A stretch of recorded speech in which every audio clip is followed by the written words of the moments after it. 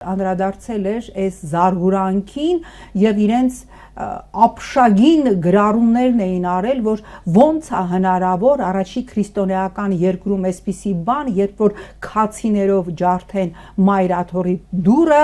պատարագի ժամանակ, տերունական աղոթքի ժամանակ շվացնեն։ Դուք պատկերացնում եք մարդը ինչքան պիտի Դարվինի տեսությամբ, եթե ընդունենք, որ չնայած Դարվինն ասում է, տեսությունը կապիկից մարդ դառնալու հետ որևէ կապ չունի, ասում էր եւ գրում էր, որ որևէ կապ չունի, բայց ինչքան պիտի տեսականորեն ընդունենք կապիկ մարդ էվոլյուցիայում հետ գնաս, որ տերունական աղոթքի ժամանակ մատերը դնես բերանը եւ սուլես, այսպիսի զարհուրանք, եթե ասեին օրինակ 17 թվականին կամ 18-ի միջև այս դագաղներով տերորը հնարավոր է այդպիսի բան, ես այդ ասողին կասեի դու իդիոտ ես,